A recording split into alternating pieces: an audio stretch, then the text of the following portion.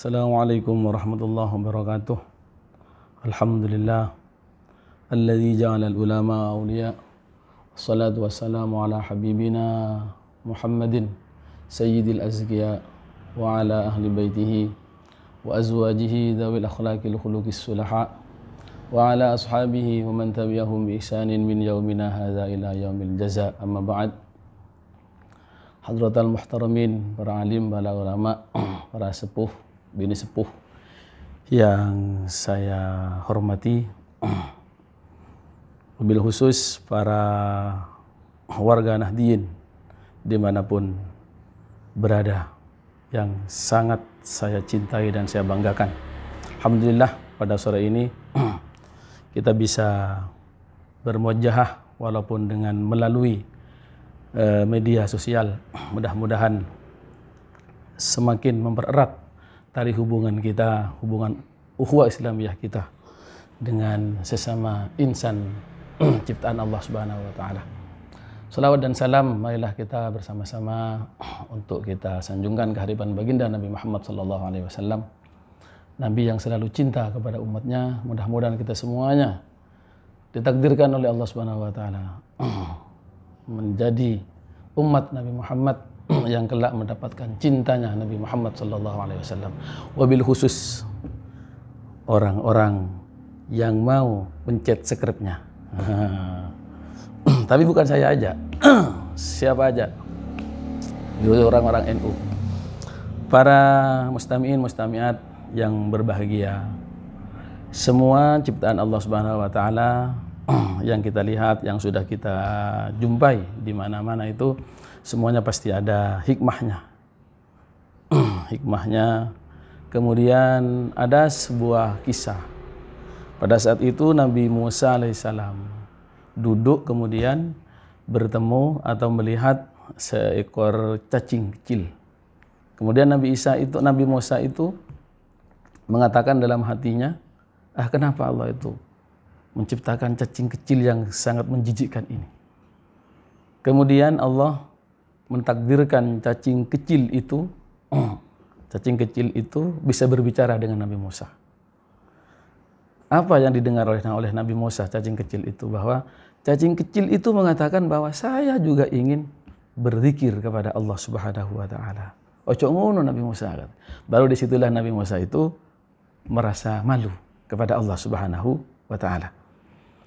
Nah, dari situlah kita bisa mengambil hikmah dalam sebuah ciptaan Allah Subhanahu wa taala. Allah menciptakan laba-laba. Kemudian laba-laba membuat sarang. Maka di situ apa yang bisa kita ambil hikmahnya laba-laba itu? Ya sama seperti ciptaan Allah menciptakan laba-laba itu sama seperti kalau kita kiaskan seperti dokter. Dokter itu harus duduk di rumah, baru datang pasiennya. Laba-laba juga sama seperti itu. Jadi bikin sarang, kemudian ada lalat, ada nyamuk yang di situ, kemudian ditangkap oleh laba-laba itu. Kemudian Allah menciptakan singa, macan dan seterusnya. Maka di situ apa yang bisa kita petik di situ? Yaitu orang seperti para ojek itu harus kenceng larinya, harus laju. Kalau ada macan kemudian mau makan mangsanya, kok pelan, letoy. Letoy. Ya tidak mungkin ketangkap. Begitu juga para tukang ojek itu. Yang saat ini ada ojol di situ, yang garda terdepan ojol itu. Di mana-mana orang itu harus tutup pintu, tidak boleh keluar rumah, tapi ojol itu luar biasa. Jadi tepuk tangan untuk ojol-ojol itu. Mudah-mudahan selalu berkah rezekinya. Para bapak dan para ibu sekalian yang dirahmati Allah Subhanahu wa taala. Begitu juga Allah Subhanahu wa taala menciptakan tangan ini. Jari-jari tangan ini. Jari tangan kita ada berapa? Ada 10. Kemudian di antara 10 ini saya akan membahas satu tangan aja, yang 5 jari ini. Dulu kalau kita sekolah itu kan biasanya kalau sekolah TK itu biasanya kan di sama bu guru itu. Ini jari apa Nana? Jari jempol. Apa maknanya kata bu guru itu? Apa maknanya? Yaitu kalau sekolah tidak boleh ngompol. Nah, jari apa namanya, jari jempol ini khusus untuk para suami tercinta, istri tercinta yang setia, kemudian khusus untuk orang-orang yang luar biasa keilmuannya, kealimannya, yaitu ketika kita mempersilahkan duduk, mempersilahkan masuk kepada orang-orang yang alim, itu harus menggunakan jari jempol. Silakan Pak Yai, silakan guru, silakan ustadz, dan seterusnya. Nah, di situ tidak ada pelajaran kecuali di pesantren. Nah, di pesantren pun juga jarang ditemukan kecuali di pesantrennya Ahli Sunnah wal Jamaah An-Nahdiyah. Kalau bukan pesantren NU, susah Pak, susah, jarang. Ya ada, tapi jarang. Kenapa? Karena di pesantren Ahli Sunnah wal Jamaah An-Nahdiyah itu memang ditekankan untuk selalu menggunakan dan mengedepankan tata krama atau adab. Makanya ada ungkapan itu, al-adab fauqal ilmi. Adab itu di atas segala-galanya. Orang berilmu tapi tidak beradab, orang akan menyayangkan. Kemudian orang cantik tidak beradab, orang juga menyayangkan. Apalagi orang jelek tidak beradab. Tapi semua perlu proses. Makanya kalau kita bisa membina anak-anak kita di rumah pada saat ini, ada dampak COVID-19 ini, ya kesempatan kita untuk kita doktrin mereka agar supaya mereka itu betul-betul mempunyai adab yang luar biasa. Makanya di situ rumah itu adalah pesantren kecil. Gurunya siapa? Kedua orang tuanya. Nah, karena seperti itulah, maka orang tua harus punya ilmu. Ada di situ. Tidak bisa orang itu memberikan sebuah ilmu kepada putra-putrinya kalau belum punya ilmu. Caranya bagaimana? Ya orang tua juga harus ngaji. Ngajinya kemana? Kalau saat ini ya harus pakai online lah, tidak apa-apa di situ. Tapi harus jelas gurunya di situ. Harus jelas gurunya yang betul-betul mempunyai keilmuan yang luar biasa. Nah, di pesantren dipersilakan, silakan Pak, silakan Bu, ada situ. Begitu juga di pertemuan-pertemuan NU di situ. Biasanya penerima tamu itu teman-teman Ibnu itu biasanya. Itu biasa dilatih untuk langsung silakan Pak, begitu. Walaupun itu sebaya. Kenapa? Karena memang mengedepankan tata keramanya.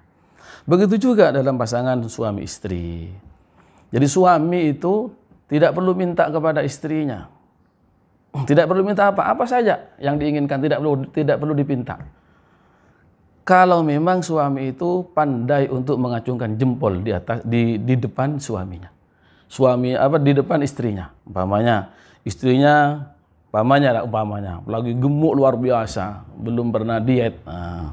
Kemudian orangnya hitam Kemudian pakai warna merah. Pakai baju warna merah, semua serba merah, diterik matahari pada saat jam 12 itu pergi keluar umpamanya. Kemudian apa yang diungkapkan oleh orang-orang itu? Biasanya kan panas-panas begini kok pakai baju merah. Tapi istri ketika di depan suaminya harus supaya bagaimana? Acungkan jempol. Mantap kamu Dik. Apa mantapnya? Luar biasa, pakai baju merah aja sudah cantiknya luar biasa, apalagi pakai baju yang selain merah. Di situ. Nah, di situ tidak perlu dilarang, tapi dengan ungkapan seperti itu istri sudah senang, dan menyenangkan hati istri itu pahala luar biasa. Begitu juga istri di depan suaminya ya harus cepat-cepat untuk mengacungkan jempol. Top markotop Pak Safian itu luar biasa. Sebelum pernah saya temukan laki-laki yang seperti masku ini, seperti suamiku itu, dan seterusnya Mbak di situ. Maka tanpa dipinta THR-nya, maka suami akan memberikan uang THR kepada istri yang memuji tadi itu. Nah, jadi baik mulai dari pernikahan awal sampai saat ini, sampai tua, ya harus selalu saling mendukung. Yakni saling menghargai, saling mengacungkan jempol di situ. Jangan pernah untuk merendahkan dan meremehkan sebenarnya siapa saja di situ. Oleh karena itu, jadi fungsinya Allah menciptakan jari jempol ini fungsinya agar supaya orang itu selalu selalu ngangkat jempol kepada orang yang hebat, keilmuannya, kepada suaminya, kepada istrinya, kepada orang tuanya, kepada siapa saja di situ. Oleh karena itu para jamaah sekalian yang dirahmati Allah Subhanahu wa taala, kedepankan sesuatu yang sekiranya keluarga itu senang ketika kita berbicara, walaupun tidak berbicara melalui lisan, tapi dengan gerakan ini. Kemudian ya ada juga orang yang baru kaya itu ya pinginnya dijempolin terus di situ. Ada juga yang seperti itu. Tapi tidak masalah di situ, menyenangkan hati seseorang itu. Kemudian yang kedua, ini adalah jari apa? Jari telunjuk. Jari telunjuk ini biasanya dipakai oleh orang-orang yang kaya tapi tidak berakhlak. Orang-orang yang merasa dirinya paling top, paling hebat, tapi tidak didasari dengan ilmu.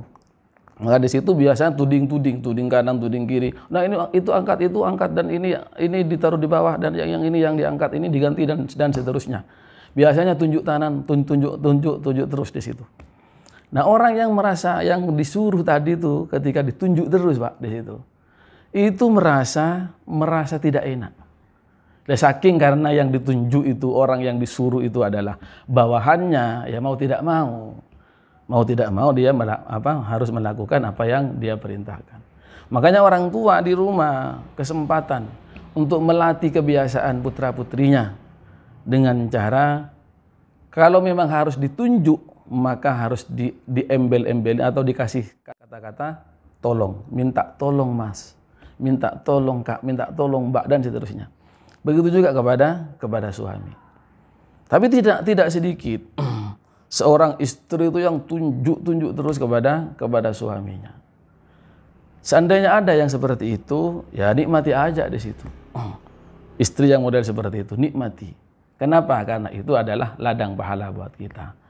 Jangan sampai dipisah, jangan sampai langsung dibalas tunjuk juga di situ. Kenapa? Karena istri ketika berbuat kasar kepada kita, ketika melawan kepada kita, berarti kitanya yang harus dibenahi, yang harus introspeksi diri. Sudah introspeksi Pak di situ, tapi tetap aja dia seperti itu, maka nikmati. Kenapa? Karena istri yang melakukan hal seperti itu atau keburukan yang satu tadi itu, maka ketika dibanding dengan kebaikannya istri itu tidak seberapa.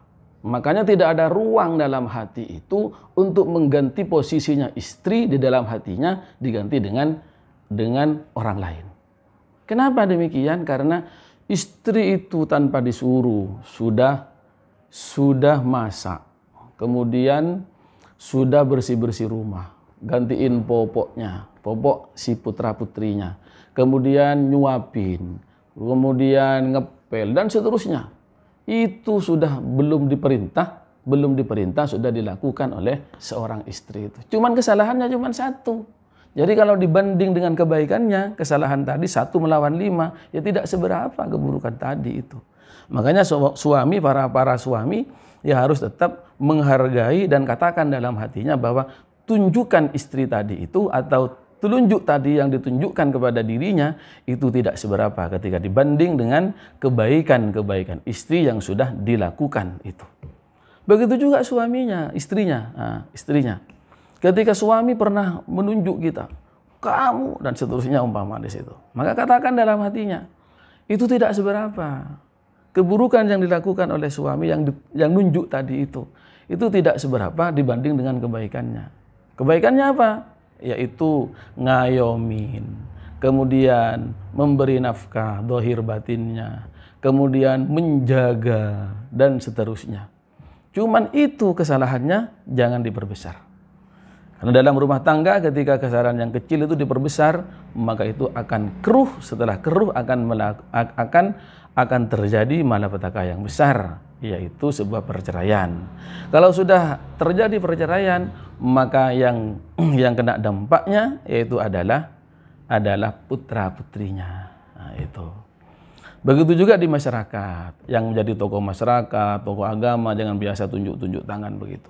Tidak bagus di situ. Kalau harus pakai telunjuk tangan, maka harus katakan minta tolong. Nah, di situ. Jangan dijadikan kesempatan karena jadi tokoh agama, tokoh masyarakat, kemudian tunjuk kanan, tunjuk kiri itu. Tidak bagus, tidak bagus di situ. Oleh karena itu, para jamaah sekalian yang dirahmati Allah Subhanahu wa taala, lakukan terus yang terbaik agar supaya kita selalu dalam bimbingan Allah Subhanahu wa taala.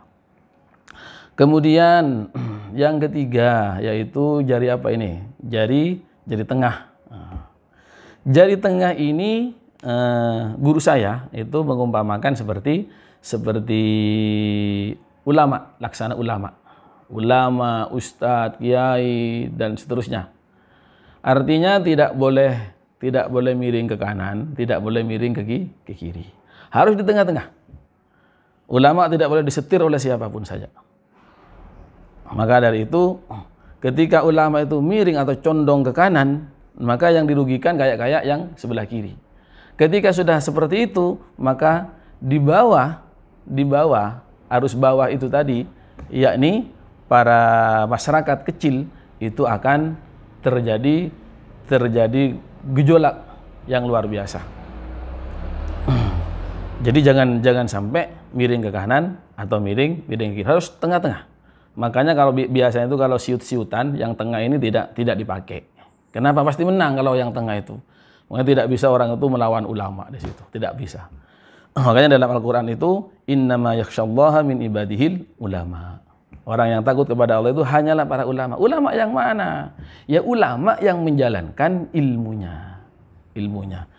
Bukan hanya sekedar alim, bukan hanya sekedar nama, tapi betul-betul menjalankan ilmunya. Karena di dalam ungkapannya Rasulullah SAW yang ditulis dalam kitab Ihya Ulumuddin itu, Rasulullah SAW mengungkapkan bahwa asyaddun nas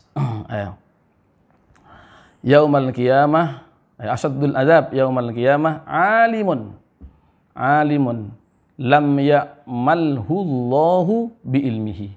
Rawahu At-Tabrani. Jadi artinya asyaddul azab asyaddun nas azaban yaumal qiyamah lam ya'malhu alimun lam ya'malhu bi ilmihi. Asyaddun nas utawi luwih dahsyati menuso. Apa nih azaban? Siksaannya. Yaumal qiyamati, di hari kiamat. Sopo? Alimun asyaddun nas, iku alimun, jadi khobarnya. Alimun, orang alim. Orang alim yang seperti apa? Lam ya'malhu Allahu Ta'ala. Yang mana Allah Subhanahu wa Ta'ala tidak mentakdirkan orang tersebut itu mengamalkan ilmunya. Maka lam ya'malhu Allahu Subhanahu wa Ta'ala bi ilmihi. Dia tidak mengamalkan ilmunya. Allah mentakdirkan orang itu tidak mengamalkan ilmunya. Nah, oleh karena itu orang yang alim, orang yang menjadi panutan itu sebaiknya harus berhati-hati. Tapi ketika di tempat atau tempat bergurau ya biasa. Atau sekarang kan berguraunya di Facebook atau di mana? Di WA, di grup-grup itu. Ya biasa, jangan dimasukkan ke dalam hati, itu biasa. Beda pendapat itu biasa. Imam Romli sama Imam Ibnu Hajar itu selalu silang pendapat terus. Imam Romli mengatakan sholat begini tidak sah, Imam Ibnu Hajar sah. Begini makruh, kayak seperti umpamanya membaca ta'awudz.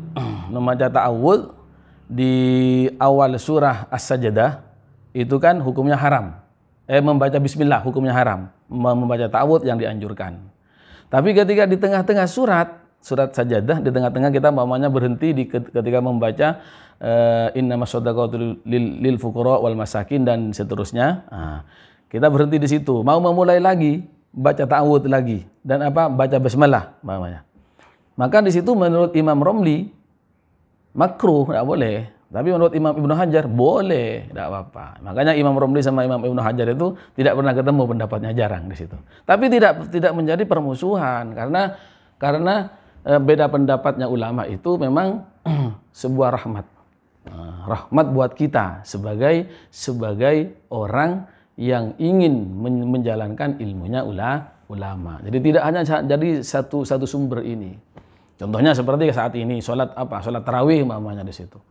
Sholat tarawih ya sholat aja di masjid di situ. Ada larangan ya, kalau dilarang ya sholat di rumah. Kalau mau ikutin yang menganjurkan untuk sholat di masjid ya silakan, tapi renggang-renggang di situ. Makanya di dalam Al-Quran itu juga ada duribat alaihimuz zillatu aynama sukifu illa bihablim minallah wa hablim minan nas.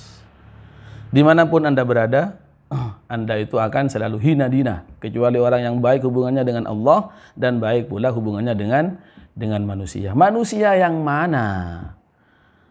Manusia itu artinya di situ adalah ulama. Tapi kalau manusia itu dikatakan manusia yang umum, ya kita juga harus baik hubungannya dengan para penjahat, para koruptor, para penzina, para yang lain di situ. Maka di situ an-nas itu artinya adalah ulama. Ulama itu siapa ya? Orang yang menganjurkan atau menyuruh untuk melakukan kebaikan. Nah, para jemaah sekalian yang dirahmati Allah Subhanahu wa taala, jadi takdim kepada ulama itu luar biasa. Pahalanya. Duduk bersama dengan ulama itu sama seperti duduk dengan Rasulullah Sallallahu Alaihi Wasallam. Orang yang duduk dengan Rasulullah, maka nanti Rasulullah akan mendudukkan dia dengan Rasulullah itu sendiri. Nah, itu balasannya adalah surganya Allah Subhanahu Wa Taala. Itu ada di dalam hadis, kumpulan hadis itu Lubabul Hadis.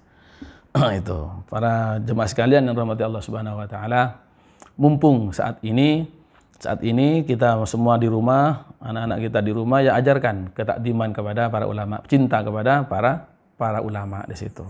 Makanya kalau di pondok itu diajarkan untuk kiaman. Kalau ada guru datang itu, guru lewat, itu diajarkan anak-anak kita itu, santri-santri itu untuk supaya berdiri begini. Nah, berdirinya begini. Kenapa kok berdiri seperti itu? Ya karena takdimun li ilmihi, takdim kepada ilmu yang ada pada diri ulama tersebut, pada diri ustadz itu sendiri. Ada situ. Dari sekarang dari dulu sampai sekarang diajarkan seperti itu. Kemudian yang keempat yaitu jari apa? Jari manis. Jari manis itu diumpamakan seperti pemuda. Pemuda saat ini adalah garda terdepan untuk masa yang akan datang. Jadi keselamatan negeri, keselamatan sebuah wilayah itu tergantung dari bagaimana peran pemuda saat ini. Kalau pemudanya saat ini hanya main game, main HP, rokokan, tidak jelas itu. Ngaji ya enggak, sholat ya enggak, dan seterusnya. Ngaji ya kadang-kadang di Facebook itu atau di mana? Di YouTube, tapi dengan guru yang tidak jelas ya di situ. Maka tunggu kehancurannya. Tunggu kehancurannya negara atau wilayah itu sendiri. Maka dari itu pemuda saat ini, pemuda itu dikasih apa saja itu pantas. Tapi kalau sudah tua, umur 75, pakai celana jin umpamanya. Kemudian pakai apa itu rantai di situ. Nah, rantai kayak rantaian itu, rantai apa namanya? Yang dikalungkan ke celananya itu. Nah, kemudian pakai kaos singlet itu jalan. Ya orang ketawa. Kenapa kan tidak pantas? Belum, sudah lewat waktunya. Ada situ. Tapi kalau pemuda saat ini dikasih pakai baju disuruh pakai baju apa saja. Baik yang perempuannya, yang laki-lakinya, semua pantas. Sama seperti jari ini. Jari manis ini dikasih ali-ali, kalau bahasa Jawanya dikasih cincin yang ada akiknya ya pantas, tidak ada akiknya ya pantas, cincin emas ya pantas kalau perempuan, laki-laki cincin perunggu, perak tidak pantas karena dilarang gitu. Itu pantas semuanya, dikasih atau tidak tetap pantas di situ. Begitu juga karena pantas disitulah para pemuda itu saat ini harusnya mencari bekal untuk menjadi pemuda yang luar biasa. Jadi pemuda-pemuda NU itu ya harus banyak ngaji, harus banyak ngaji. Ngaji kemana saja di situ, ada Gus Baha, ada Kiai Muhibbul Aman Ali, ada Kiai Imron Mutamakin, ada Kiai Safrijal, kemudian ngaji sama Gus Riza. Banyaklah di situ, Duria Bah Maimun di situ. Kemudian Duria atau keluarga keturunan dari Bah Faki Langitan itu, ngaji ke Peloso, ngaji online enggak apa-apa, banyak sekarang itu. Tapi kalau hanya main game terus, tunggu kehancurannya. Tidak ngerti urusan-urusan agama. Karena nanti kalian itu akan menjadi pengganti para pejuang-pejuang NU saat ini. Para pemuda dan pemudi sama mustamiat yang berbahagia. Oleh karena itu, pemuda harapan bangsa. Karena pemuda menjadi harapan bangsa, maka bekalilah dirinya untuk menjadi orang yang luar biasa. Agar menjadi orang yang luar biasa. Pemuda yang luar biasa, menjadi orang pemuda yang takwa dan luar biasa nanti di zamannya. Banyak pemuda saat ini, tapi meresahkan bagi keluarganya, tidak kuat orang tuanya. Kenapa? Karena 2 hari sekali dia harus sabu-sabu dan seterusnya. Na'udzubillah. Tapi kalau dia mau kita rangkul, yang penting kita pemuda NU jangan sampai katut seperti dia, tapi mereka itu yang harus kita rangkul, ajak untuk menjadi orang yang hebat. Insya Allah kita akan mendapatkan pahala. Kemudian yang terakhir yaitu ini, apa ini? Jari kelingking. Jari kelingking. Jari kelingking ini diumpamakan seperti perempuan, seorang istri. Makanya suami yang hebat, anak yang hebat, pasti di belakang itu ada seorang ibu yang luar biasa. Suami yang hebat, pasti di belakangnya pasti ada seorang istri yang luar biasa. Ada seorang istri yang luar biasa. Seperti siapa? Imam Bukhari. Imam Bukhari itu yatim piatu. Tapi kenapa kok bisa menjadi Imam Bukhari yang luar biasa? Kenapa? Karena seorang ibu. Semuanya seperti itu. Jadi ketika orang yang sudah lengkap kedua orang tuanya, kok tidak hebat, maka di situ sangat disayangkan. Kemudian, kenapa? Karena yang tidak punya bapak itu bisa menjadi orang yang luar biasa. Kemudian Imam Malik di situ juga luar biasa, kan tidak ada ayahnya di situ. Nah, oleh karena itu seorang istri ini menentukan, para jamaah sekalian, penentu terakhir. Bagaimana perilaku suaminya, berarti istri itu yang menentukan. Baik tidaknya. Oh, susah Pak, suami saya diingetin. Ya mungkin sudah takdirnya. Tapi maksud saya itu adalah suksesnya seorang anak itu tergantung dari seorang ibu. Memang kalau disebut itu, kalau umpamanya di MTQ, ya biasa saya itu menilai di MTQ itu, yang disebut itu ya bapaknya, umpamanya Ahmad Mizan Hilmi bin Haji Hilmi, umpama di situ. Itu yang disebutkan bapaknya, padahal yang berperan itu, yang peran aktifnya, yang menjadi guru pembimbingnya itu ya ibu, umpama di situ. Ibunya tidak disebut, tidak disebut. Yang disebut siapa? Bapaknya. Tapi di situ pasti ada pekerjaan seorang ibu yang selalu membimbing, membina putra-putrinya itu. Kemudian seorang suami juga sama. Seorang suami yang yang hebat itu karena di belakangnya ada seorang istri. Kalau ingin suaminya hebat, sukses, maka dukunglah seorang istri, doakanlah. Maka dari itu semakin banyak istrinya, maka semakin banyak yang mendoakan untuk menjadi orang sukses. Tapi kalau umpamanya banyak istri kok tidak sukses-sukses, ya itu sudah takdir dari Allah Subhanahu wa taala. Saya alhamdulillah sudah sukses, termasuk sukses lah. Walaupun satu istri. Kok harus nambah? Ya, itu rahasia Allah Subhanahu wa taala. Mudah-mudahan hanya satu itu aja di situ. Allah mentakdirkan. Nah, di situ. Tapi kalau bapak-bapak para jamaah sekalian ingin menjadi orang yang sukses seperti saya, tambahin istrinya biar banyak yang mendoakan. Jadi para jamaah sekalian, kesimpulannya jari 5 ini tidak sama. Ketika dilihat tidak ada yang rata. Fungsinya juga tidak sama. Penggunaannya alias semuanya lah tidak ada yang sama. Tapi ketika kita jadikan satu begini, maka semua sama rata. Artinya apa? Semua istri yang hebat, ulama yang hebat, orang yang punya jabatan, yang punya kekayaan, yang punya apa saja di situ, para pemuda dan semuanya. Semuanya ketika dijadikan satu seperti ini, maka artinya di sisi Allah itu semua orang itu sama, tidak ada yang beda. Maka dari itu mahkota keustatannya ditaruh, mahkota hajinya taruh, mahkota sebutannya apa saja di situ, titel-titelnya ditaruh semua. Kenapa? Karena ketika orang itu sudah menghadap kepada Allah Subhanahu wa taala, semuanya sama, tidak ada yang berbeda. Sama seperti jari 5 ini. Ketika dijadikan satu begini, artinya ketika semua orang itu menghadap kepada Allah Subhanahu wa taala, tidak ada artinya. Semua sama, kecuali orang yang beriman dan yang bertakwa. Makanya Al-Qur'an menegaskan, inna akramakum indallahi atqakum.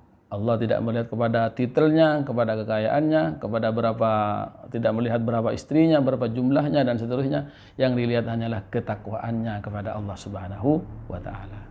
Mudah-mudahan kita semuanya ditakdirkan oleh Allah Subhanahu wa taala menjadi orang yang selalu terus bertakwa kepada Allah Subhanahu wa taala. Terima kasih. Mudah-mudahan bermanfaat. Ada salah lebihnya, mohon maaf yang sebesar-besarnya, dan apabila ada yang menyenangkan itu semata-mata dari Allah Subhanahu wa taala. Wallahul muwaffiq ila aqwamit thoriq. Assalamualaikum warahmatullahi wabarakatuh.